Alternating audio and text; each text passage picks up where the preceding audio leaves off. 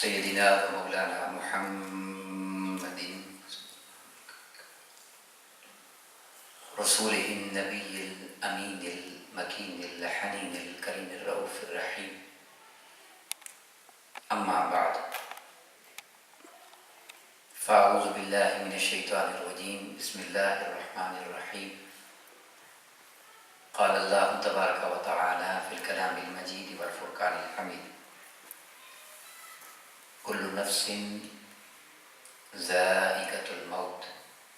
صدق اللہ مولانا العظیم. قال اللہ تبارک و تعالی فی شان حبیبہ مخبرا و آمرا: ان اللہ و ملائکتہ یصلون علی النبی یا ایھا الذین آمنوا صلوا علیہ وسلموا تسلیما. درود پاک پڑھیں. اللہم صلی علی سیدنا و مولانا محمد وعلی آلہ وصحبہ وبارک وسلم.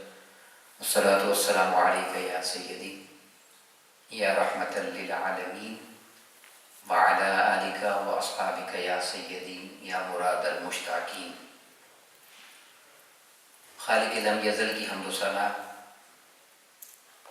اور محبوب بے مصر کی بارگاہ میں عاجزانہ ہدیہ درود و سلام کے بعد تمام احباب کو السلام علیکم ورحمۃ اللہ وبرکاتہ.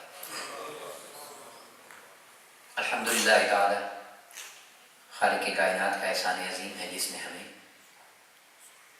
ہفتہ وار درس عرفان قرآن کی اس بابرکت نشست میں حاضری کا شرف بخشا ہے.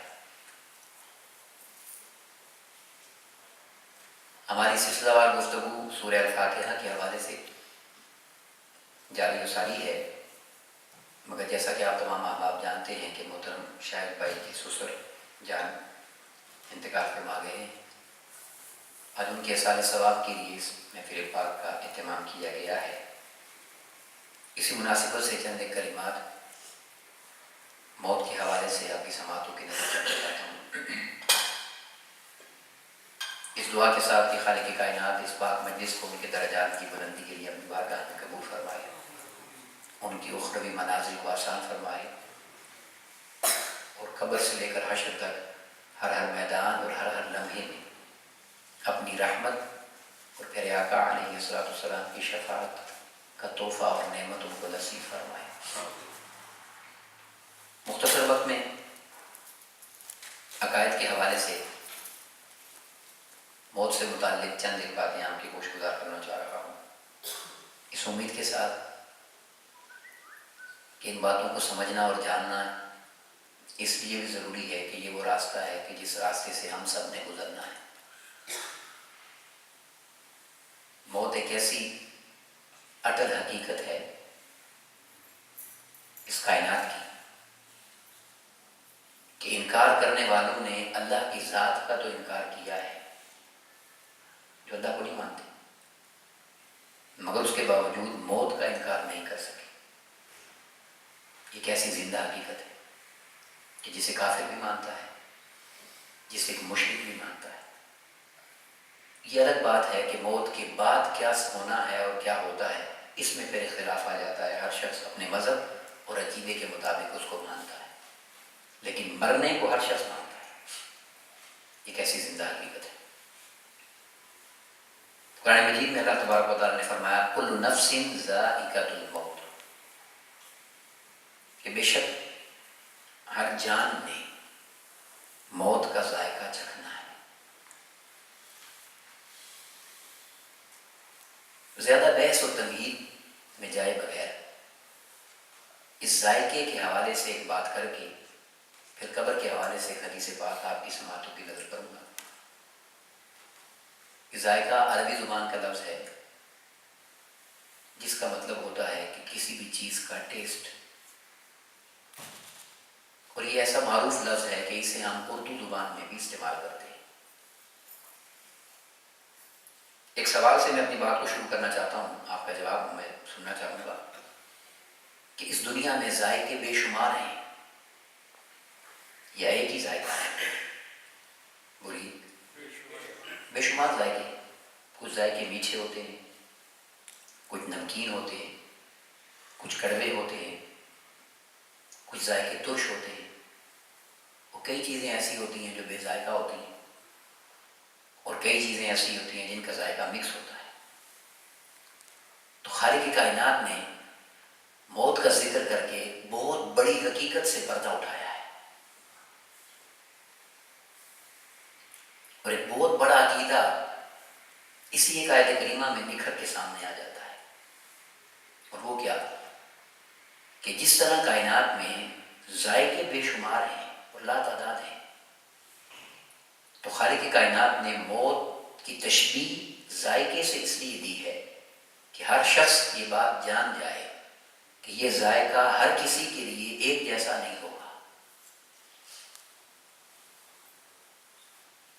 یہ ذائقہ ہر کسی کے لیے ایک جیسا نہیں ہوگا، ہر کسی کے لیے یہ ذائقہ اس کے اپنے احوال کے مطابق ہوگا، اس کے اپنے ایمان کی کیفیت کے مطابق ہوگا۔ جیسی وہ زندگی گزار کے گیا ہوگا تو ویسی ہی اس کی مہمان نوازی ہوگی۔ تو یہاں سے یہ بات تو سمجھ آ جاتی ہے کہ جب ہر کسی کے لیے ذائقہ جدا ہے اور ہر کسی نے اپنے اعمال اپنے احوال کے مطابق ذائقہ چکھنا ہے، جب موت کا ذائقہ ہر کسی کے لیے جدا جدا ہے تو اس کا مطلب یہ ہے کہ اس کی بارگاہ میں ہر کسی کا مقام و مرتبہ بھی جدا جدا ہے۔ تو یہ جو ایک برابری اور مثلیت کا تصور ہے کہ سب ایک جیسے ہیں اور سب برابر ہیں، اس کی نفی تو اس موت کی حقیقت سے ہو جاتی ہے کہ اگر سب ایک جیسے ہوتے ہیں تو موت بھی سب کی ایک جیسی ہوتی، مگر ایسا نہیں ہے۔ اب سوال یہ پیدا ہوتا ہے کہ کیسے پتہ چلے گا کہ وہ ذائقہ کس کے لیے کیسا ہے، کس کے لیے میٹھا ہے اور خدا نہ کرے کس کے لیے ترش ہے؟ تو اس کا سادہ سا جواب ہے، اور وہ یہ ہے کہ جیسی زندگی ہم گزاریں گے بس ویسا ہی ذائقہ ہمیں چکھنا ہوگا۔ اگر ہم اس کے احکامات کو مان کر زندگی گزاریں، یعنی سادہ لفظوں میں کہ اسے راضی کر لیں، تو وہ راضی ہو کر ہمیں ایسا میٹھا جام پلائے گا کہ جس کا ہم تصور بھی نہیں کر سکتے۔ اور اگر ہم اس کی رضا کی منزل نہ پا سکے تو یقیناً اپنے اعمال کے بلبوتے پر ہمیں پھر ایک کڑوا جام ہے جسے پی کر آگے گزرنا ہوگا، اور اس کی کڑواہٹ اور اس کی سختی کا یہ عالم ہے کہ جنہیں الفاظ میں بیان نہیں کیا جا سکتا۔ دعا یہ ہے کہ اللہ تبارک و تعالیٰ ہمیں اپنے احوال کو بدلنے کی توفیق عطا کرے تاکہ وہ ذائقہ جسے ہم سب نے چکھنا ہے ہم سب کے لیے اپنے پیارے محبوب پاک علیہ الصلوۃ والسلام کی نسبت کا صدقہ ہمارے لیے آسان کر دے۔ تو اس نشست میں جو بات میں آپ کو بتانا چاہ رہا ہوں وہ یہ ہے کہ قبر میں جب مردے کو دفن کر دیا جاتا ہے تو اس کے بعد سے احوال کیا ہوتے ہیں جو مردے پر مرتب ہوتے ہیں۔ تو بہت ساری احادیث پاک کا مضمون جمع کر کے میں آپ کو خلاصۃ عرض کرنا چاہ رہا ہوں۔ یہ ایک حدیث تفصیل سے نہیں ہے، میں پہلے عرض کرتا ہوں، کیونکہ اب ایک ایک حدیث کو اگر لیں گے تو اتنا وقت زیادہ میں نہیں دینا چاہ رہا، میں آپ کو جامع ایک بات دینا چاہ رہا ہوں۔ تو آقا صلی اللہ علیہ وسلم نے بیان فرمایا کہ جب تم مردے کو قبر میں دفن کر کے واپس پلٹتے ہو تو وہ تمہارے قدموں کی آہٹ کو بھی سنتا ہے۔ تو قدموں کی آہٹ سننے سے اس کی زندگی کا ثبوت ہے کہ اب وہ زندہ ہو گیا، اور وہ زندگی جو ہمیشہ کے لیے رہنے والی ہے۔ قدموں کی آواز کو شور شرابہ نہیں جو وہ سنتا ہے، کتنے آرام سے دفن کرنے کے بعد انسان کتنا بوجھل قدموں کے ساتھ آہستہ آہستہ پیچھے آتا ہے، اور منو مٹی تلے وہ ان قدموں کی معمولی آواز کو بھی سن لیتا ہے۔ اب وہ سنتا کیسے ہے؟ حدیث پاک میں آتا ہے کہ دو فرشتے مردے کے پاس آتے ہیں اور وہ اس کو بٹھاتے ہیں سوال جواب کے مارکے کے لیے۔ اس دوران چونکہ جب اٹھ کے بیٹھا ہوتا ہے تو پھر وہ آواز سنتا ہے ہمارے قدموں کی۔ تو 3 سوال حدیث پاک میں بیان ہوئے جو مردے سے کیے جاتے ہیں۔ پہلا سوال ہوتا ہے من ربک، بتاؤ تمہارا رب کون ہے۔ دوسرا سوال ہوتا ہے ما دینک، بتاؤ تمہارا تعلق کس دین کے ساتھ ہے۔ یہ دونوں سوال ایک جیسے الفاظ اور ایک جیسے مضمون کے ساتھ ہیں، اور تیسرے سوال میں مضمون انداز، الفاظ سب بدل جاتے ہیں، اور آقا علیہ الصلوۃ والسلام کا جلوہ مبارک سامنے ہوتا ہے، اور فرشتے اس چہرہ پاک کی طرف اشارہ کر کے مردے سے سوال کرتے ہیں، ما کنت تقول فی ھذا الرجل لمحمد صلی اللہ علیہ وسلم، کہ یہ جو معبود ہے محمد مصطفیٰ صلی اللہ علیہ وسلم، ان کے بارے میں تم دنیا میں کیا کہا کرتے تھے؟ یہ 3 سوال۔ اب یہاں میں ایک بات جو بڑی اہم ہے وہ عرض کرنا چاہ رہا ہوں، وہ یہ کہ بہت سارے لوگ یہاں یہ بیان کر دیتے ہیں کہ پوچھا جائے گا یہ کون ہے۔ یہ انتہائی ناانصافی اور علمی خیانت ہے۔ یہ نہیں پوچھا جائے گا یہ کون ہے، کیونکہ وہ کون ہے یہ تو خود سوال میں بتایا جا رہا ہے۔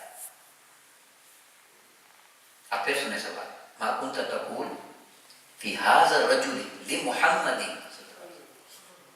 نام تو بتا دیا کہ یہ محمد صلی اللہ علیہ وسلم ہے، تو جب آپ کسی کو نام بتا دیں اور پھر پوچھیں یہ کون ہے، تو یہ کوئی سوال یا کوئی تک بنتی ہے کہ ایسا سوال کیا جائے؟ نہیں، ایسا نہیں ہے۔ اور یہ بھی یاد رکھیں کہ ماضی پر جب کانا یکون لگ جاتا ہے تو وہ مسلسل ماضی کا معنی دیتا ہے، ماضی استمراری اس کو کہا جاتا ہے۔ تو نام بتا کر ماضی کے متعلق پوچھا جاتا ہے اور مسلسل عمل کا پوچھا جاتا ہے۔ اور کیا پوچھا جاتا ہے؟ آج بتاؤ کہ دنیا میں ان کے بارے میں کیا کہا کرتے تھے، یہ سوال۔ اور یہ بات بھی یاد رکھیں کہ قبر میں بڑی دلچسپ بات ہے یہ، اور میدان محشر میں کوئی شخص کافر نہیں ہوگا، یہ بات یاد رکھیں، اس لیے کہ جس قبر کا اور قبر میں زندہ ہونے کا اور دوزخ کا اور جنت کا انکار کیا جاتا ہے، جب وہ سامنے ہوگا سب کچھ، تو پھر تو کفر کا سوال ہی پیدا نہیں ہوتا۔ کفر تو کہتے ہی انکار کو ہے، تو جب جنت بھی سامنے ہوگی تو پھر انکار کس نے کرنا ہے؟ جب دوزخ بھی سامنے ہوگی تو پھر انکار کس نے کرنا ہے؟ جب قبر میں دوبارہ زندہ کر دیا جائے گا تو دوبارہ زندہ ہونے کا انکار کی کوئی گنجائش نہیں رہتی۔ اس لیے اس بات پر توجہ کریں، یہ نہیں پوچھا جائے گا کہ آج ان کے بارے میں کیا کہتے ہو، کیونکہ اگر یہ پوچھا جائے آج کیا کہتے ہو تو اس وقت تو شان دے کر ہر کوئی کہہ دے گا کہ یہی تو سب کچھ ہے۔ نہیں، کیونکہ وہ دارالعمل نہیں ہے، وہ دارالجزا ہے۔ تو یہ پوچھا جائے گا کہ آج وقت نہیں ہے کہنے کا اور بدلنے کا، وہی بات کہو جو دنیا میں کہا کرتے تھے، اسی پہ تمہاری جنت دوزخ کا فیصلہ ہوگا۔ اور آگے حدیث پاک میں آتا ہے اگر وہ پہچان لے تو اسے پہلے دوزخ دکھائی جاتی ہے، کہ اگر تم نہ پہچان سکتے اور جان نہ سکتے اور تمہاری باتیں اچھی نہ ہوتی ان کے بارے میں تو تم نے یہاں جانا تھا، تو ان کی نسبت اور ان کے اچھے تعلق کے صدقے آپ جنت میں جاؤ گے۔ اور اگر وہ نہ پہچان سکے اور دنیا میں اس کا عقیدہ اچھا نہ ہو معاذ اللہ، تو پھر اسے پہلے جنت دکھائی جاتی ہے کہ تم یہاں آ جاتے اگر اس سوال میں کامیاب ہو جاتے، مگر چونکہ ناکام ہوئے ہو اب تمہارا ٹھکانہ جہنم ہے۔ یہ حدیث پاک آگے تفصیل سے چلتی ہے، پھر اس میں اور بھی مضمون ہے کہ فرشتے اسے کیا حکم دیتے ہیں اور کیا کہتے ہیں، آرام کرو، سو جاؤ، فلاں فلاں۔ مگر یہ سمجھنے والی بات ہے اور توجہ در بات ہے کہ یہ مضمون سارا آپ سمجھیے۔ اب جو بات کہنا چاہتا ہوں وہ یہ کہ سب سے مستند کتاب ہمارے عقیدے میں، ہمارے نزدیک بخاری شریف ہے، حدیث پاک کی۔ تو یاد رکھ لیں امام بخاری رحمۃ اللہ تعالیٰ علیہ نے بخاری شریف میں 6 مقامات پر قبر کے سوالات لکھے، مگر ایک ہی سوال لکھا، 3 نہیں لکھے۔ یہ باقی سیاستہ میں آئے ہیں، امام بخاری نے ایک ہی سوال لکھا ہے اور وہ تیسرا ہے، آقا علیہ السلام کی معرفت کا سوال۔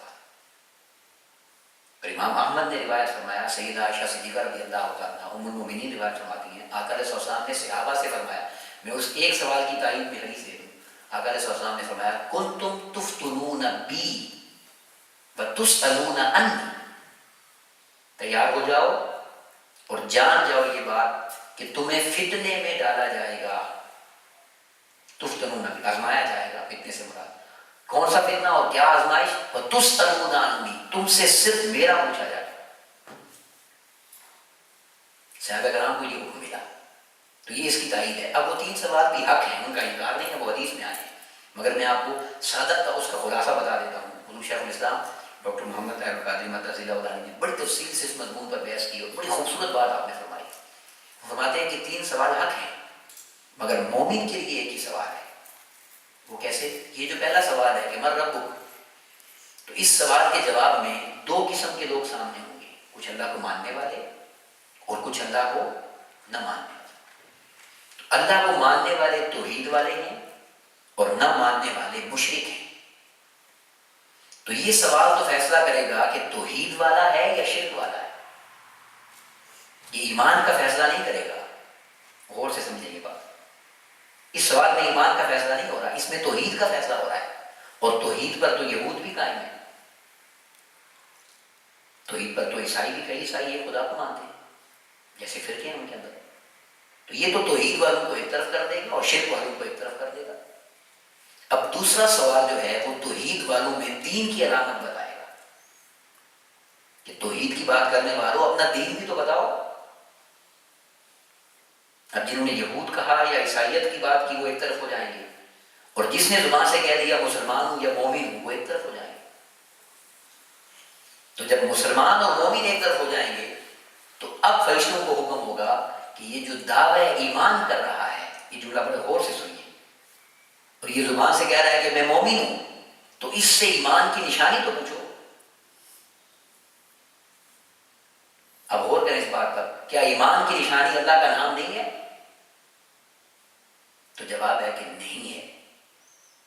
اگر ہوتا تو دوسرا سوال ہی نہ ہوتا.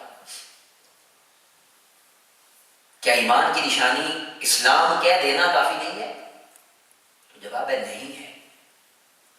ہوتا تو پھر تیسرے سوال کی گنجائش نہ رہتی.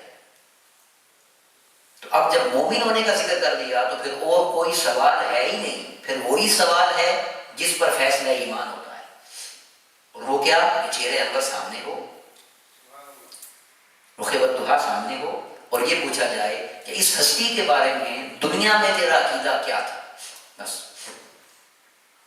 اب کلمہ پڑھنے والے اور اسلام پر بھی تو بہت سارے ہیں نا، مگر فیصلہ وہاں ہوگا کہ کس کے اسلام کو تسلیم کر لیا گیا اور کس کے ایمان کو رد کر دیا گیا. کس بات پر؟ ان کی ذات، ان کی شان، ان کے مقام پر، کہ بتاؤ ان کے بارے میں دنیا میں کیا کہتے تھے. اور میں آپ کو غور کرنا چاہتا ہوں کہ جو نہیں پہچان سکیں گے، حدیث پاک کے لفظ ہیں، جب وہ نہیں پہچان سکے گا اسے عذاب کی خبر دی جائے گی تو وہ یہ کہہ دے گا کہ میں نے جو سنا وہی عقیدہ بنا لیا تھا.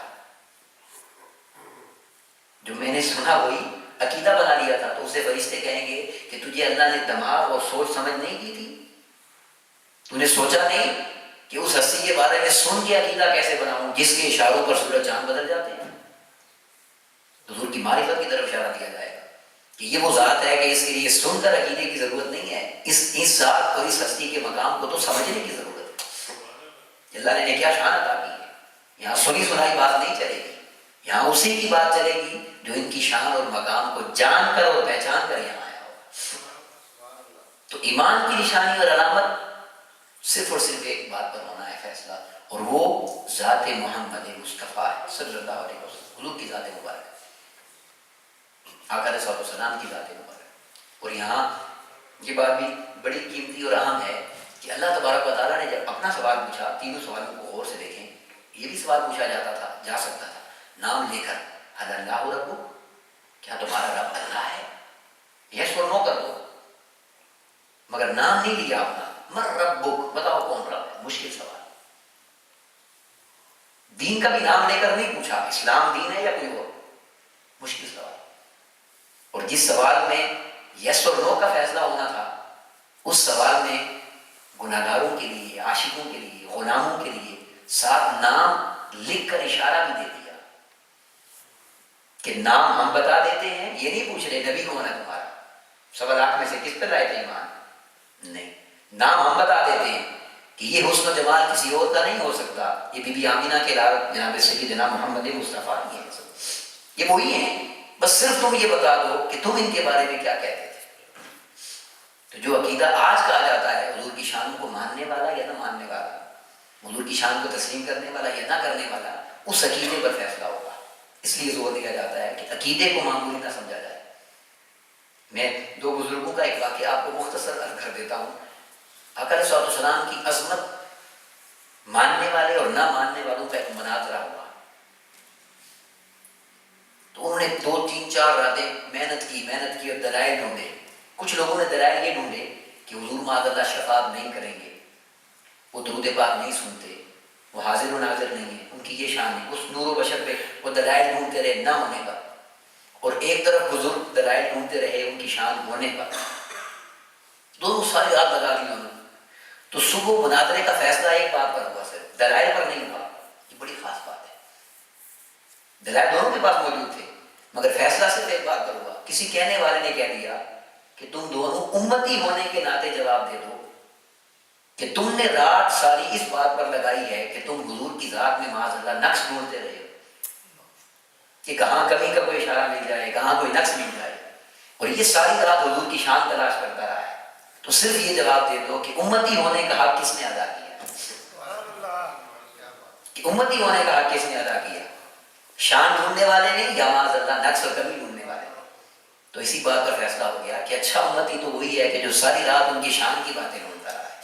یہی سوال وہاں پہ ہوگا کہ اس وقت تو شان کی بات کیا کرتا تھا یا معاذ اللہ مقام کم کرنے کی بات کرتا تھا. اب چونکہ یہ مضمون آ گیا ہے تو میں اس میں ایک عقیدے کی بات ایڈ کرنا چاہ رہا ہوں.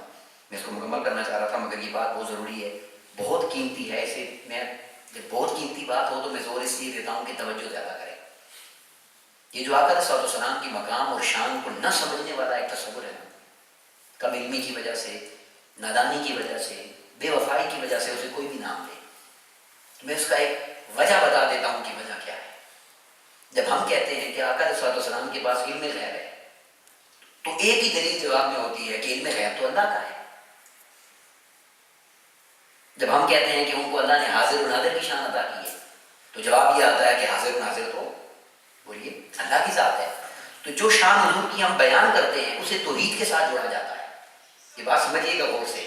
اس کے بعد کسی مناظرے کسی سوال کی ضرورت نہیں رہتی. یہ کنسیپٹ اگر کلیئر ہو جائے، اور وہ کیا کہ وہ یہ تصور دینا چاہتے ہیں کہ اگر علم غیب اللہ کا ہے تو حضور کا ہے تو پھر معاذ اللہ کی شان کم ہوگا. یہ تصور نکلتا ہے نا اس سے. تو اس میں ایک سادہ سا جواب ہے کہ شفاعت ہو، علم غیب ہو، وسیلہ ہو، حاضر و ناظر ہو، درود پاک سننا ہو، کرم کرنا ہو، عطا کرنا ہو، کوئی عقیدہ ہو، تو سمپل ایک بات یاد رکھیں کہ وہ کیسا رب ہے کہ جس کی شان کسی کی شان کی محتاج ہے. کہ اگر ہم حضور کی شان کم کریں تو اللہ کی شان زیادہ ہوگی، یا حضور کی زیادہ کر دی تو اللہ کی کم ہوگی. تو یہ تو پھر اللہ پھر معاذ اللہ حضور کی شان کا محتاج رکھتا ہے اس عقیدے سے. اور ہمارا عقیدہ تو یہ ہے کہ وہ کسی کا محتاج اور کسی کی حاجت اس کو نہیں ہے، وہ تو بے نیاز ہے. ہم تو حاضر و ناظر کی بات کرتے ہیں. لوگوں نے بتوں کو خدا بنا دیا، اس کی شان میں کوئی فرق نہیں پیدا ہوا. تو خدا تو وہ ہے جو کسی کی شان کا محتاج نہیں ہے. تو اس لیے جتنا بھی شان اور مقام حضور کو رب نے عطا فرمایا اس کو بیان کرنے سے اللہ کی شان میں کوئی فرق پیدا نہیں ہوتا. تو اصل توحید یہ ہے کہ یوں مانا جائے کہ وہ خدا اتنا بڑا ہوگا جس نے مصطفیٰ کو یہ مقام عطا کیا ہے صلی اللہ علیہ وسلم. یہ اصل عقیدہ ہے جو ہمارا ہے، اور اس عقیدے پر ہمیں قائم رہنا چاہیے. اور جو شان اور جو عظمت آقا علیہ الصلوۃ والسلام کو رب نے عطا فرمائی اس پر قائم ہو جانا ہی ہماری بخشش کی سبیل بننا ہے. اور یہ میں آپ کو جو بات سبق کے لیے کہہ رہا ہوں کہ آپ جانتے ہیں کہ اس درس قرآن میں ہم درود پاک کا ایک سلسلہ ہے جو جمع کرتے ہیں اور اس کو پھر آقا علیہ الصلوۃ والسلام کی بارگاہ میں پیش کیا جاتا ہے. جو آپ احباب پورا ہفتہ پڑھ کے آتے ہیں، اس عمل کو معمولی نہ سمجھیں. اس عمل کی شان اور فضیلت آپ کو قبر میں سمجھ آئے گی. اور وہ کیوں؟ یہ جو سوال کے اندر نام رکھا گیا ہے یہ اسی لیے رکھا گیا ہے کہ جو دنیا میں اس نام کو بار بار پڑھتا ہوگا اور بار بار ایمان پر لاتا ہوگا اور بار بار ان کے ذکر کی مالا جپتا ہوگا تو وہ اس نام کو سنتے ہی ایک دم اسے کچھ نہ کچھ تو خیال آ جائے گا کہ یہی تو وہ نام ہے جس کی میں نعتیں پڑھا کرتا تھا، یہی تو وہ نام ہے جس کا میں ذکر کیا کرتا تھا، یہی تو وہ نام ہے جس کا درود پاک اور سلام پڑھا کرتا تھا. تو اشارہ اس لیے دیا گیا کہ ارے گھبرا مت، قبر ہے، اکیلا پن ہے، فرشتے کھڑے ہیں سامنے، مشکل وقت ہے، گھبرا مت، یہ وہی نام ہے جو دنیا میں تو پڑھا کرتا تھا. تو اشارہ بھی دے دیا ساتھ تاکہ اس نام کو سنتے ہی آسرا ہو جائے کہ یہ وہ نام ہے جس کی نام کی قصیدے پڑھتے پڑھتے یہاں تک پہنچا. تو یہ کرم ہوگا اس پر جو دنیا میں اس نام سے رابطہ بنائے گا، تعلق بنائے گا. اس لیے آقا علیہ السلام نے فرمایا کہ قبر میں جب جو بندہ مجھ پر درود پڑھتا ہے تو اس کی فرشتے مجھے 4 نشانیاں بتاتے ہیں. 4 نشانیاں، اس کا نام بتاتے ہیں، اس کے والد کا نام بتاتے ہیں، اس کا علاقہ بتاتے ہیں، اور اس کی قوم اور قبیلہ بتاتے ہیں۔ اب یہ کیوں بتایا جاتا ہے کہ فلاں فلاں کا بیٹا، فلاں علاقہ، فلاں قبیلہ؟ کیوں؟ اس لیے کہ یہ آقا علیہ الصلوۃ والسلام کو پہچان کے لیے نہیں بتایا جاتا کہ وہ پہچان لے کون ہے، نہیں۔ آقا علیہ الصلوۃ والسلام نے فرمایا کہ میں ہر جنتی اور ہر دوزخی کو بھی ان کے ناموں کے ساتھ جانتا ہوں۔ یہ ان کے لیے نہیں ہے۔ جانتے ہیں کس لیے ہے؟ یہ اس لیے ہے کہ اگر زندگی پر یہ وظیفہ رہا اور زندگی بھر یہ کام رہا ان کی بات کرنے کا، ان کا ذکر کرنے کا، ان کا درود و سلام پڑھنے کا، اور اگر مشکل میں گھبرا کر وہاں یاد نہ بھی آیا تو وہ سامنے ہوں گے، موجود ہوں گے نا سامنے۔ تو اگر گھبرا کر ہم نام نہ بھی بتا سکے تو یہ ساری زندگی جو حاضری لگ رہی ہے، یہ حاضری اس وقت کام آ جائے گی، اور وہ کام آ جائے گی کہ وہ فرما دیں گے کہ اگر یہ گھبرا گیا ہے اور اس وقت اس کو یاد نہیں آ رہا تو اس سے پریشان نہ کرو، آؤ میں بتا دیتا ہوں یہ کون ہے۔ اس کی حاضری تو روزانہ میرے پاس لگا کرتی تھی، یہ فلاں ہے، فلاں کا بیٹا ہے، فلاں علاقے سے پڑھا کرتا تھا، فلاں کون سے۔ تو آپ بتائیے اب جس کا نام لے کر وہ پہچان لیں گے، کس فرشتے کی جرت ہے کہ اس کی طرف پھر عذاب کی بات کریں۔ اس لیے عشق والوں نے کہا کہ لوکاں مینوں آن ڈرایا، یہ رات قبر دی کالی، لوکاں مینوں آن ڈرایا رات قبر دی کالی، تے میں سنیا اتھے اونے آنا جدے موڈے کملی کالی۔ جب وہاں وہ آئیں گے تو پھر پریشانی کی کوئی بات نہیں ہے، مگر تب جب ان سے کوئی تعلق ہوگا۔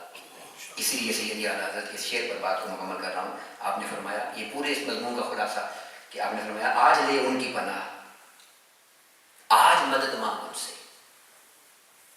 کل نہ مانیں گے قیامت کو اگر مان گیا۔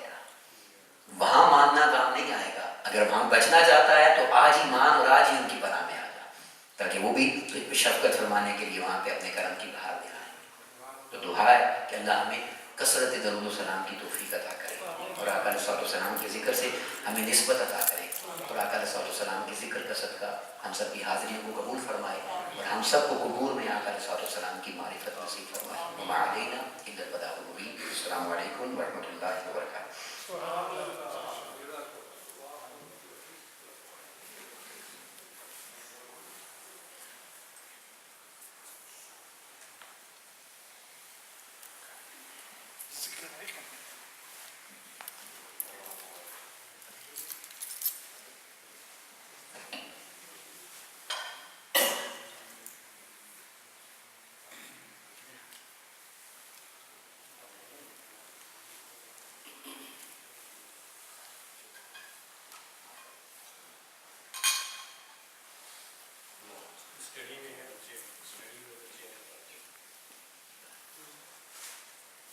حفاظ تشریف لے آئیں، کھانے پہ حفاظ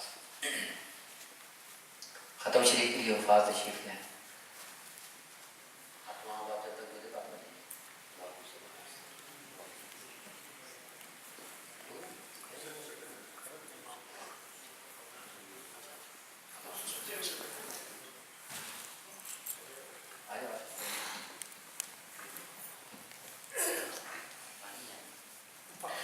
أعوذ بالله من الشيطان الرجيم بسم الله الرحمن الرحيم قل يا أيها الكافرون لا أعبد ما تعبدون ولا أنتم عابدون ما أعبد ولا أنا عابد ما عبدتم ولا أنتم عابدون ما لكم دينكم ولي دين بسم الله الرحمن الرحيم قل هو الله أحد الله الصمد لم يلد ولم يولد ولم يكن له كفوا أحد بسم الله الرحمن الرحيم قل هو الله أحد الله الصمد لم يلد ولم يولد ولم يكن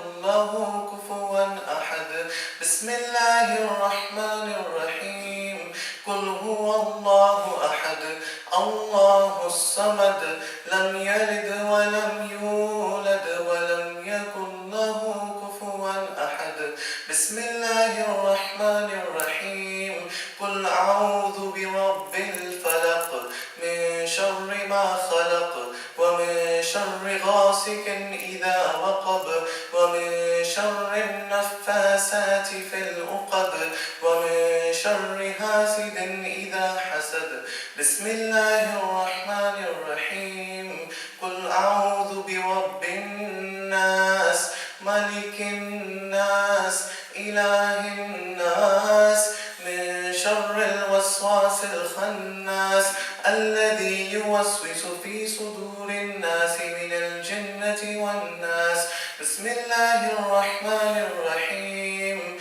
الحمد لله رب العالمين الرحمن الرحيم مالك يوم الدين إياك نعبد وإياك نستعين اهدنا الصراط المستقيم صراط الذين أنعمت عليهم غير المغضوب عليهم ولا الضالين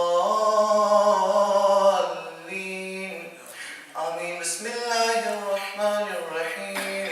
ألف لام ميم ذلك الكتاب لا ريب فيه هدى للمتقين الذين يؤمنون بالغيب ويقيمون الصلاة ومما رزقناهم ينفقون والذين يؤمنون بالغيب بما أنزل إليك وما أنزل من قبلك وبالآخرة هم يوقنون أولئك على هدى من ربهم وأولئك هم المفلحون.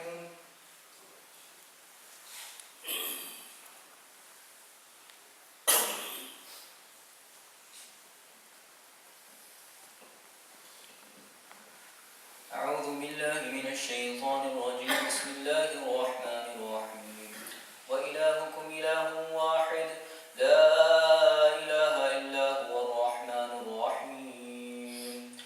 آمن الرسول بما أنزل إليه من ربه والمؤمنون كل آمن بالله وملائكته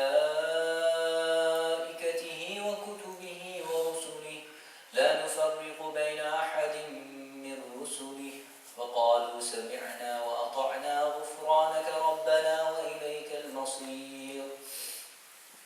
لا يكلف الله نفسا إلا وسعها لها ما كسبت وعليها ما اكتسبت ربنا لا تؤاخذنا إن نسينا أو أخطأنا ربنا ولا تحمل علينا إصرا كما حملته على الذين من قبلنا ربنا ولا تحملنا ما لا طاقة لنا به واعف عنا واغفر لنا وارحمنا أنت مولانا فانصرنا على القوم الكافرين. بسم الله الرحمن الرحيم. إن رحمة الله قريب من المحسنين وما أرسلناك إلا رحمة للعالمين. ما كان محمد أبا أحد من رجالكم ولكن رسول الله وخاتم النبيين وكان الله بكل شيء عليما. إن الله وملائكته يصلون على النبي يا أيها الذين آمنوا صلوا عليه وسلموا تسليما.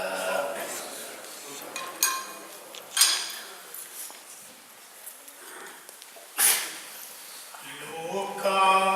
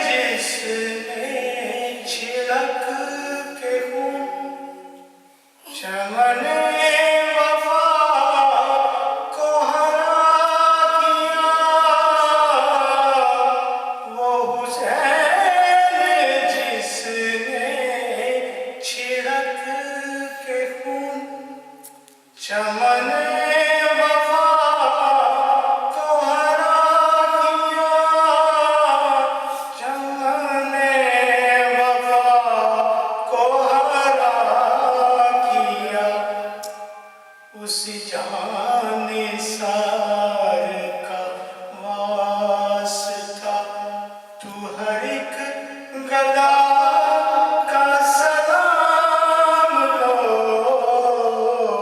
اس جان سار کا واسطہ تو ہر ایک گدا کا سلام لو اے حبیب احمد مجتبی تمام اولیاء کے بلند سر ہے قدم پہ جن کے جھکے ہوئے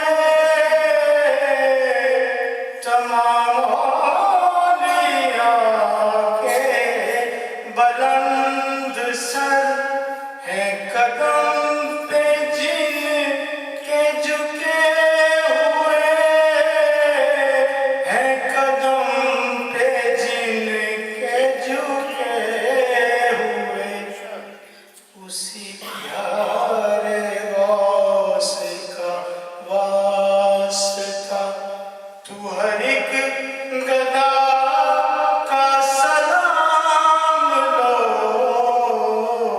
اسی پیارے غوث کا واسطہ تو ہر ایک گدا کا سلام لو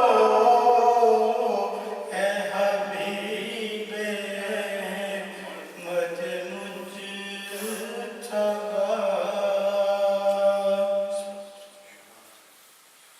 بسم اللہ الرحمن الرحیم. تمام احباب نے مرتبہ سورہ فاتحہ 3 مرتبہ سورہ اخلاص ولا حدود پاک کے کلام کے ثواب مل کی.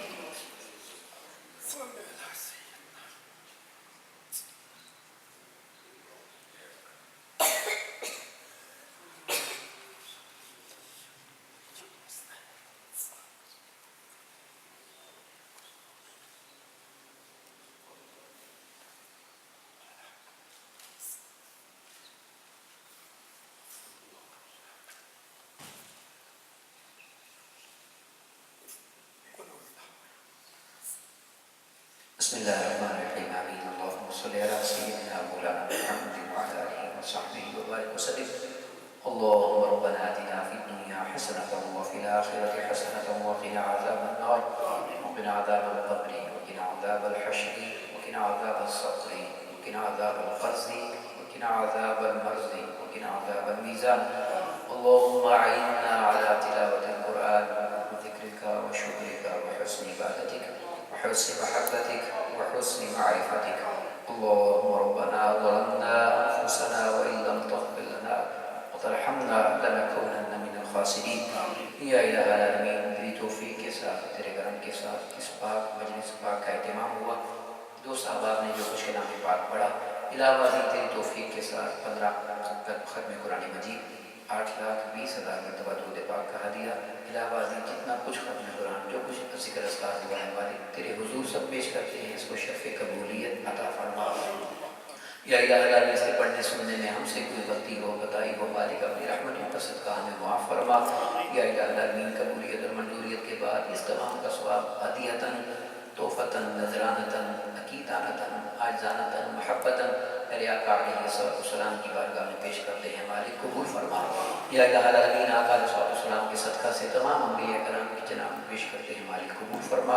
آقا علیہ السلام کے والدین کریمین طیبین طاہرین، آپ کی ازواج مطہرات، اہل بیت اطہار، آپ کی اولاد پاک، صحابہ کرام، تابعین، تبع تابعین، غوث قطب، شہداء، جمیع امت کے صلحاء، اولیاء، علماء، حفاظ، مفسرین کے بعد وہ مالک پیش کرتے ہیں. قبول فرما. یا الہ العالمین، حضرت آدم علیہ السلام سے لے کر آج تک جتنے مسلمان مرد عورت مومن مرد عورت دنیا میں آئے چلے گئے سب کے واقع پیش کرتے ہیں. قبول فرما. یا الہ العالمین، میرے آقا علیہ السلام کے ذکر پاک کا صدقہ، آپ کی رفعت، آپ کی شان، آپ کی عظمت کا صدقہ، یا الہ العالمین آپ کی نسبت پاک کا صدقہ، اس تمام کا ثواب پیارے آقا علیہ السلام کے نعرے پاک کے توسل سے محترم شاہد بھائی کے سسر جان کی روح کو سارے ثواب کرتے ہیں. مالک قبول فرما.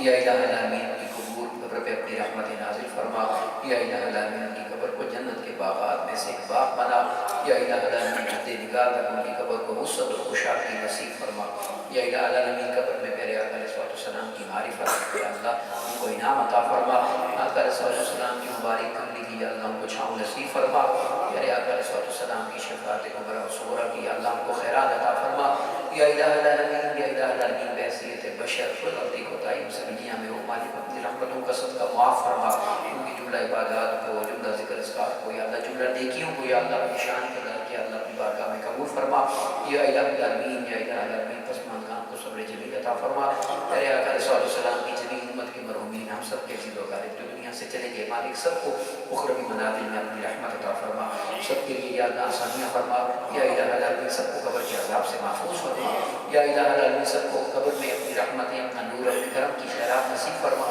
سب کو جنت الفردوس کے اندر اعلیٰ عرفہ بلند و بالا مقام و مرتبہ عطا فرما، یا الہ العالمین اس مشکل راستے سے ہم سب نے بھی گزرنا ہے، یا اللہ آقا علیہ السلام کی غلامی کا صدقہ، پیارے آقا علیہ السلام کی ذکر کا صدقہ یا اللہ ہمارے لیے منزل آسان فرما دے، یا اللہ ہم سب کو بھی قبر میں پیارے آقا علیہ السلام کی معرفت عطا فرما، الہی قبر میں سرکار آئیں ہم قدموں میں گرے، فرشتے ہمیں روکیں تو ان سے ہم یہ کہیں چوم لینے دو انہیں تو خدا کے واسطے، مر کے پہنچے ہیں یہاں اسی دلربا کے واسطے، یا اللہ قبر میں ہم سب کو حضور کی پہچان عطا فرما، پیارے آقا علیہ السلام کی معرفت عطا فرما، مالک کثرت درود و سلام کی ہمیں توفیق عطا کر، کثرت درود و سلام سے ہمیں شغف عطا کر، یا الہ العالمین دیار غیر میں یہ لوگ تیرا ذکر کرتے ہیں، تیرے پیارے محبوب علیہ السلام کا ذکر کرتے ہیں، مالک سب تیری توفیق سے ہے، یا اللہ سب کے ذکر کو اپنی بارگاہ میں قبول فرما، یا اللہ سب کی جملہ عبادات کو اپنی بارگاہ میں قبول فرما، دور نزدیک سے یہ وقت نکال کر تیرے گھر کو آباد کرنے کے لیے آتے ہیں، مالک سب کے گھروں میں ان کو آبادیاں عطا فرما،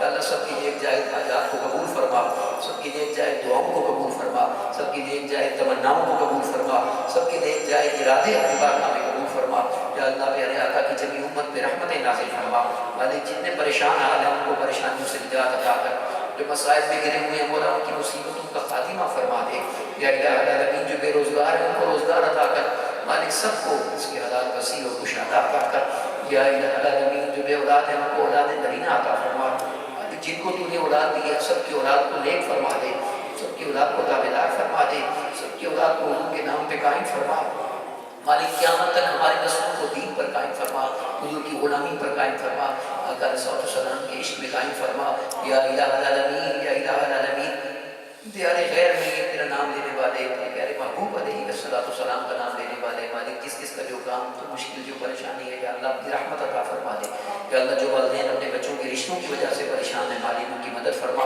مولا اس قرض کی ادائیگی میں یا اللہ ان کے لیے آسانی فرما، یا الہ العالمین یا الہ العالمین میرے آقا علیہ السلام کی جمیع امت میں حاضرین میں ہمارے عزیز و اقارب میں جتنے بیمار ہیں بالخصوص حضور شیخ الاسلام کی صحت ٹھیک نہیں، میری بیٹی کی طبیعت ٹھیک نہیں، ہماری مسجد میں شاہ صاحب کی طبیعت ٹھیک نہیں، بہن ہماری بیمار ہے، جتنے لوگ بیمار ہیں مالک سب کو صحت عطا فرما، یا الہ العالمین سب کو صحت کاملہ عطا فرما، مالک سب کو شفاء کاملہ نصیب فرما، مالک سب کو صحت دائمہ عطا فرما، یا اللہ ظاہری باطنی جسمانی روحانی تمام بیماریوں سے یا اللہ سب کو نجات عطا کر، یا الہ العالمین ہمیں زندگی ایمان والی عطا فرما، یا اللہ موت ہمیں ایمان والی نصیب فرما، یا الہی دکھا دے مدینہ بڑی پیاری بستی ہے جس کے صدقے سے ساری کائنات میں رحمت برستی ہے، حضور ایسا کوئی انتظام ہو جائے سلام کے لیے حاضر غلام ہو جائے، میں صرف دیکھ لوں ایک بار صبح طیبہ کو بلا سے پھر میری دنیا میں شام ہو جائے، الہی ایمان پہ دے موت مدینے کی گلی میں، مدفن ہم سب کا سرکار کے قدموں میں بنا دے، یا الہی ہم سب کو تو ایسا بنا دے کہ وقت نزا سب کو رخ یار دکھا دے، جس کسی نے بھی دعا کے واسطے یا رب کہا کر دے پوری آرزو ہر بے کسو مجبور کی، جب دم واپسی ہو یا اللہ لب پہ ہو لا الہ الا اللہ محمد رسول اللہ صلی اللہ علیہ وسلم۔ کل انشاءاللہ وزیر ہوٹل دین جیسے بھی گھر ماہانہ محفل حضور مولا کائنات کی کسی کی محفل انشاءاللہ اس کا انعقاد ہوگا مغرب کا عشاء، کل انشاءاللہ ہوٹل نہیں جیسا کہ یہاں ماہانہ محفل حضور مولا کائنات کا انعقاد ہوگا، آپ تمام